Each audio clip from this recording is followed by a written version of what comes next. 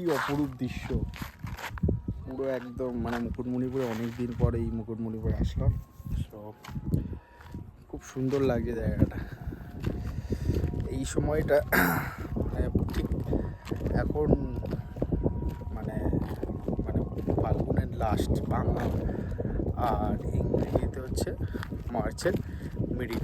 এই সময়ের পরিবেশ, এই সময়ের আবহাওয়া এত বিউটিফুল, মানে না আসলে বোঝা যায় না। এই হালকা এখন সূর্যটা উঠেছে, সকালে ঠান্ডা লাগছে, মানে এত সুন্দর লাগছে, মানে রিফ্রেশমেন্টটা একটা প্রতিটা মানুষের প্রয়োজন। বাট গ্রাম্য পরিবেশটা আজীবন থেকে যাবে। গ্রাম্য পরিবেশের যে রিফ্রেশমেন্টটা সেটা কিন্তু মানে তুলনার বাইরে, এত সুন্দর লাগছে।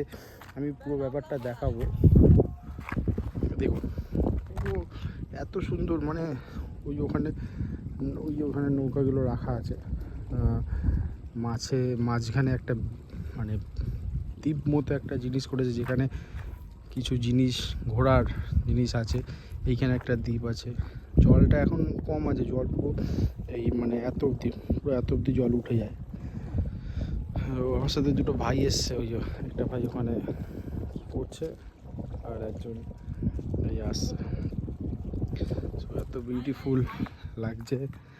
এই রাস্তাটাও এখন মুকুটমণিপুর ডেভেলপমেন্ট অথরিটি রাস্তাটাও খুব সুন্দর করেছে। আর এই দিক দিয়ে দেখলে আরও বিউটিফুল লাগে। এই পাহাড়, ছোট ছোট চাষের জমি, পুরো একদম সুন্দর একদম। ওখানে একটা ইট ভাটা আছে, ঠিক এই আর ইট ভাটা একটা। এত সুন্দর দৃশ্য পাওয়া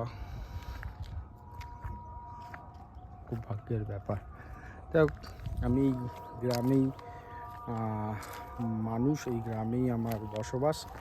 আমি এখন কলকাতায় কাজের সূত্রে কলকাতায় থাকি, বাট এখানে আমি প্রায় বছরে 2-3 বার ধরে আসি।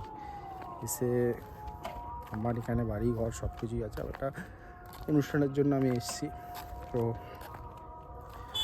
আপনাদেরও মুকুটমণিপুরে আসার জন্য আহ্বান জানালাম। মুকুটমণিপুর আসলে আমাদের এখানে মানে ফ্যামিলিগত সব হোটেল আছে। যদি কোনো সময় আসতে চান আপনারা প্লিজ যোগাযোগ করবেন। সোশ্যাল নেটওয়ার্কে সবসময় আমি অ্যাক্টিভ থাকি।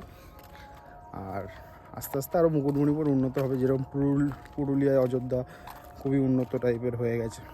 তো সেক্ষেত্রে আরও ডেভেলপ হবে।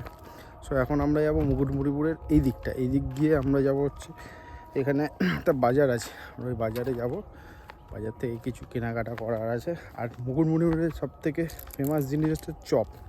আমরা আজকে চপ আর মুড়ি খাবো, কারণ চপ মুড়ি খেলে আমি এখানে আসলে চপ মুড়িটা খাই, আমার ভালো লাগে। বাট এখানে এখনও খাইনি, রাস্তার দিকে যাব, গিয়ে যদি পাই। চলো দেখতে থাকো তাহলে। এখন যাওয়া যাক, আমরা এই রাস্তা ধরে সোজা যাব। গিয়ে আমরা বাইক নিয়ে এসেছি, এই বাইকগুলো ওখানটায় আছে, বাইক নিয়ে এসেছি, যাবো। চলো দেখা যাক তাহলে, যাওয়া যাক, গিয়ে আবার পরে আসছি।